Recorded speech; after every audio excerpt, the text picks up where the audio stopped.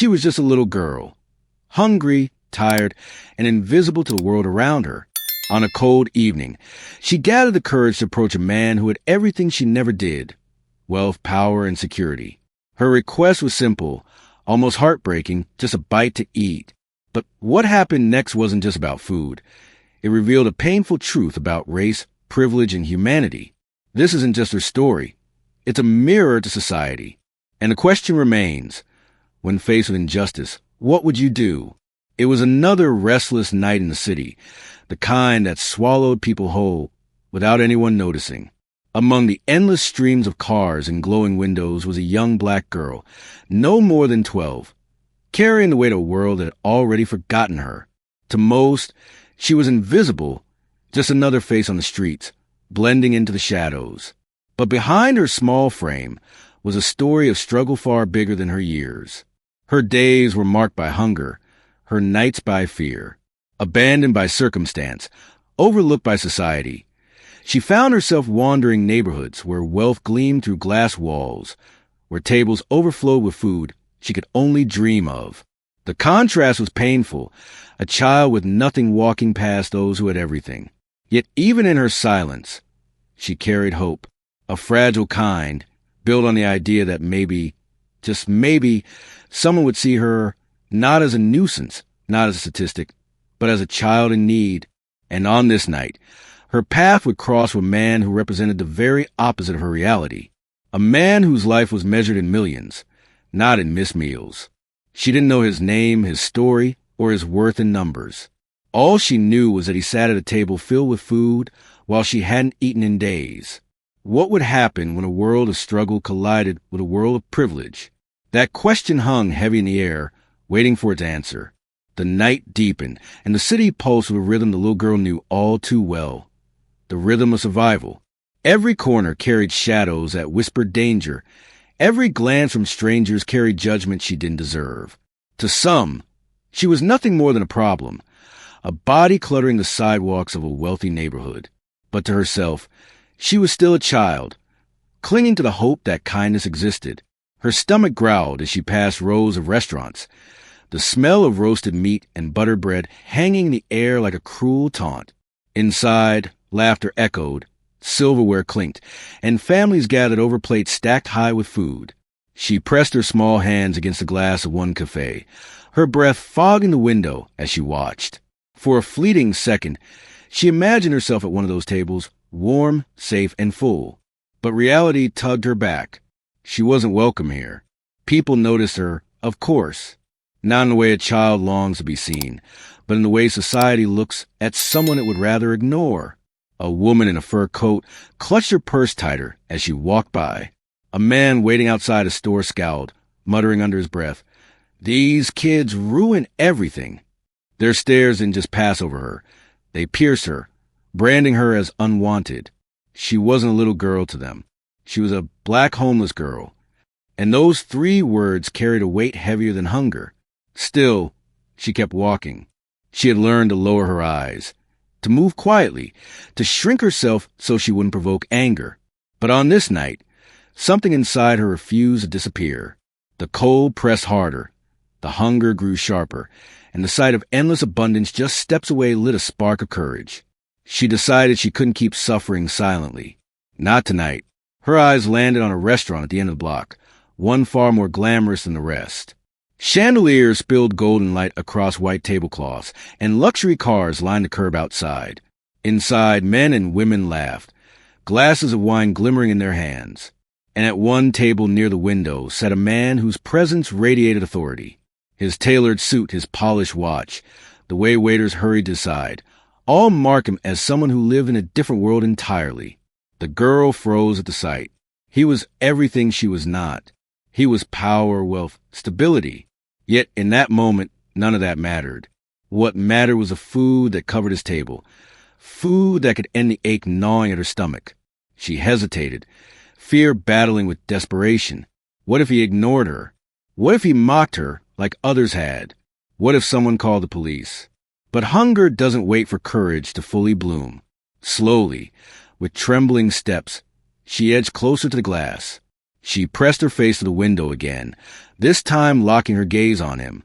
For a brief instant their eyes met, or maybe she only imagined it. Either way, she knew this was her chance. Before stepping inside, her mind replayed the countless times society had pushed her aside. Teachers who dismissed her hunger as laziness. Shopkeepers who accused her of stealing just because she lingered too long. Strangers who crossed the street when they saw her coming. To them, her skin, her poverty, and her presence were offenses in themselves. And now, as she reached the door, the weight of those moments pressed down on her chest. The restaurant was warm, golden light spilling over her as she stepped inside. Conversations faltered, heads turned. A hush fell, the kind that carries judgment more loudly than words ever could. She felt the eyes before she saw them, sharp, accusing, uncomfortable. A waiter rushed toward her, his face pinched with annoyance.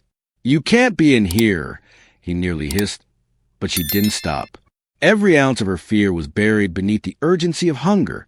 She walked forward, her small feet silent on the polished floor, until she stood at the edge of the Millionaire's table. The chatter around them had died completely, replaced by murmurs of disapproval. She didn't notice, or maybe she refused to. All she saw was the food, glistening under the chandelier's glow. Her lips parted, and though her voice trembled, the words carried the weight of her entire life. And then, silence. The man looked at her, his fork frozen midair. The waiter stood stiff beside her, ready to drag her out. The other diners whispered, some with pity, others with irritation. The moment stretched longer than it should have, every second thick with tension. What would happen next? Would he laugh at her? Scold her? Would he turn his eyes away, like so many had before? The answer was coming. But it wasn't what anyone in that room expected. The room seemed to hold its breath. All eyes locked on the fragile figure standing before the Millionaire's table. She didn't belong here. At least, that's what the whispers around her suggested. The murmurs grew sharper, filled with irritation and disgust. To them, she wasn't a child in need. She was an intrusion, an unwelcome reminder of reality they'd rather ignore. The waiter's hand hovered near her shoulder, ready to push her back out into the cold. A woman at the next table sneered, her voice dripping with disdain. "This is a fine dining establishment, not a shelter." The words weren't meant for the girl alone. They were meant to reaffirm the invisible line society draws, the lines that keep privilege safe from the touch of poverty. The little girl's body trembled, but her voice broke through the silence again, small yet defiant.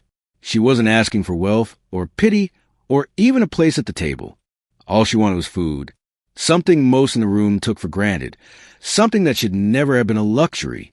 The millionaire leaned back in his chair, his expression unreadable. Around him, the tension thickened. People expected him to act swiftly, perhaps wave her away with a dismissive hand, or to call the staff to escort her out. After all, that was what power usually did when confronted by the powerless. But instead, he studied her. And in that pause, the ugly truth of the room revealed itself.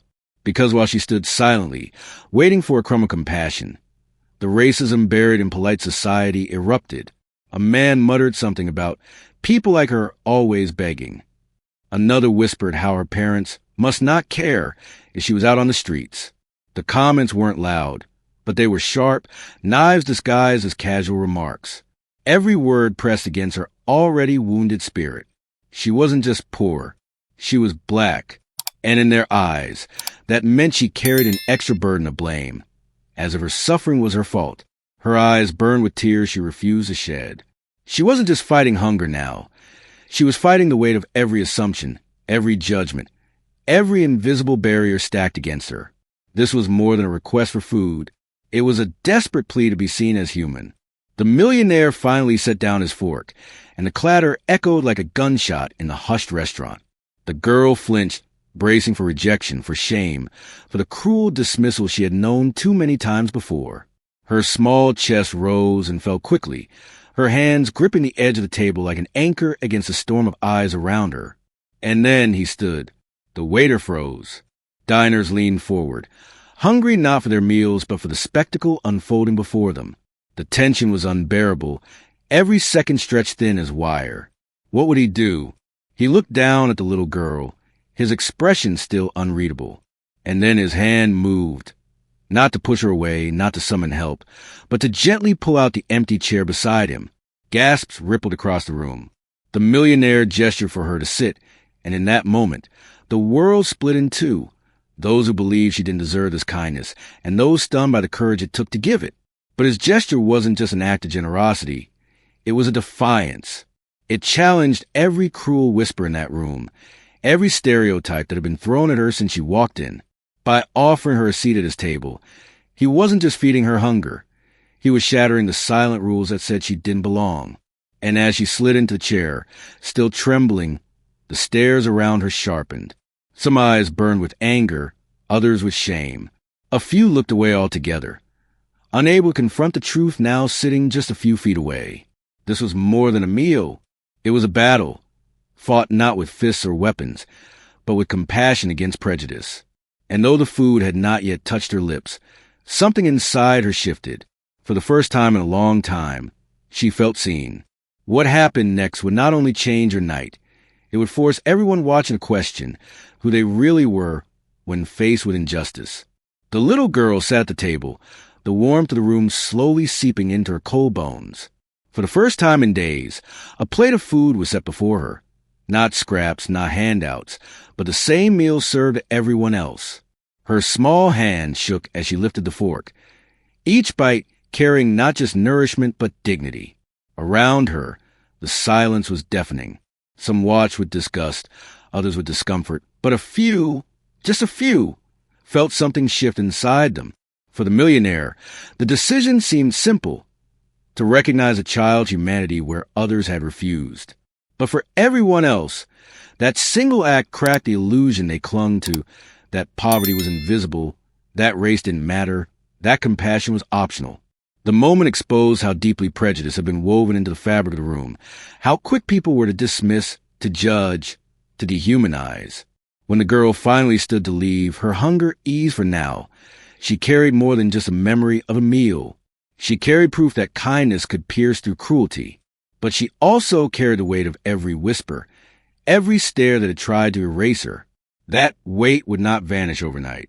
It was a weight she had borne her entire life. The weight of being a black child in a world that too often measured her worth in stereotypes instead of humanity.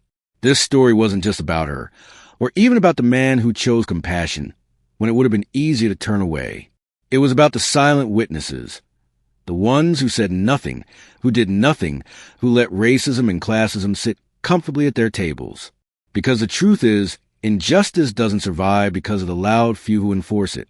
It survives because of the many who remain silent. Think about it. How many times have children like her been turned away?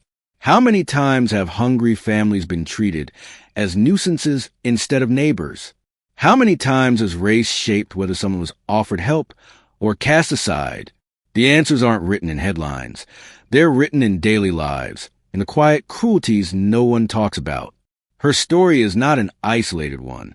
Across cities, across countries, children just like her are navigating a world that already sees them as less. Their skin color, their poverty, their very existence becomes a reason for others to look away. But every time someone chooses silence, the cycle continues. Every time someone chooses compassion, the cycle is challenged. That night, a man with power chose to see a child's humanity, and for a brief moment, the walls of prejudice cracked. But the question remains, why should compassion be the exception, not the rule? Why should little girls' requests for food shock us, instead of shame us into change? As you reflect on her story, remember this. It isn't just about one girl or one man. It's about all of us. It's about the choices we make when confronted with injustice. Do we look away, or do we dare to act differently?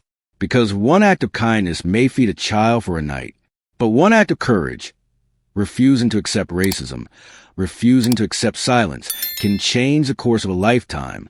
So, the next time you see injustice, the next time you hear the whispers of prejudice, ask yourself, will you be the one who looks away or the one who finally decides to see?